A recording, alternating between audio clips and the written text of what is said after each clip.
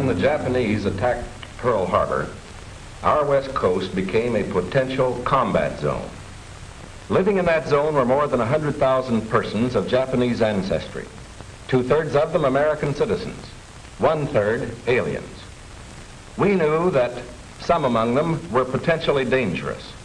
Most were loyal, but no one knew what would happen among this concentrated population if Japanese forces should try to invade our shores.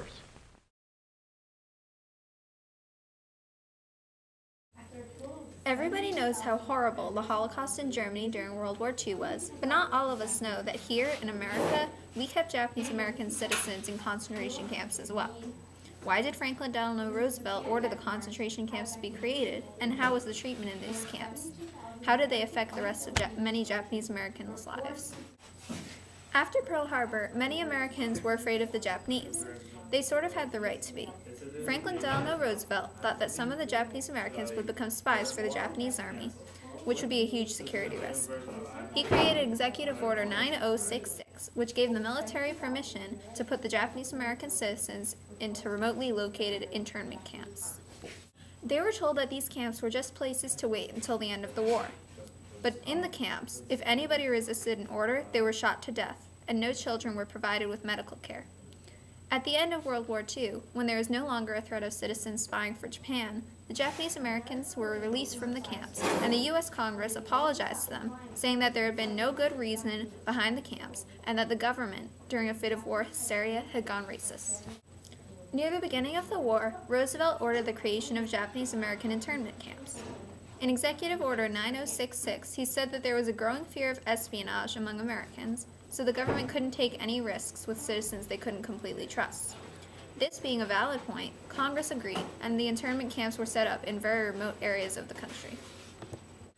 Roosevelt thought that he couldn't trust the Japanese American citizens, but throughout the course of the war, only 10 U.S. citizens were Japanese spies, and all Japanese Americans were moved out of the West Coast and into the camps. As well as being stuffed into concentration camps, any Japanese American citizens that lived outside the Forbidden Zone and hadn't been put into the camps were not allowed to leave the country. Some campees tried to resist being put into these camps, saying that it was unconstitutional. There was a case called Korematsu versus the U.S., and the final verdict was that as a U.S. citizen, Korematsu must follow the military's orders and live in the camp. He argued that they were being racist because no U.S. citizen should be treated like that. The people in the camps were young children, but no campees were provided with any medical care. If somebody resisted an order, they were shot to death. Children had to pay for recreation time, but where did they get their money? Many Japanese Americans in the camps were sold as servants to camp personnel and were paid about $30 a week. When the Japanese Americans were being moved into the camps, they could each only take whatever possessions they could carry, and sometimes families were split into separate camps. The camps were also creepily set up like a normal lifestyle. There were schools and houses and some gardens, but the mealtimes and bedtimes were set, and many different families shared one house. Sometimes they even slept in the same room or had shared beds. At the end of the war, Congress and the new President Gerald Ford revoked the Executive Order 9066, releasing the Japanese Americans from the internment camps. In the law that removed the executive order, Congress apologized to the Japanese American citizens for the government and the military's actions during World War II.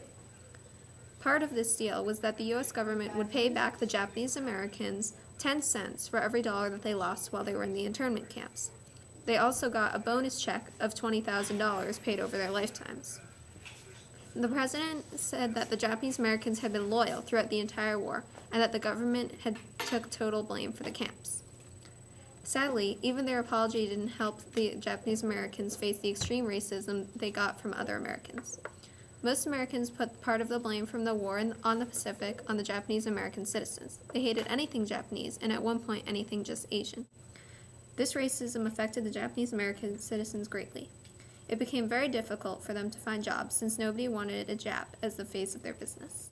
The cruel treatment of the Japanese Americans that were put into the concentration camps during World War II affected them for the rest of their lives. They were put into the camps because of fear of espionage, war hysteria, and a whole lot of racism.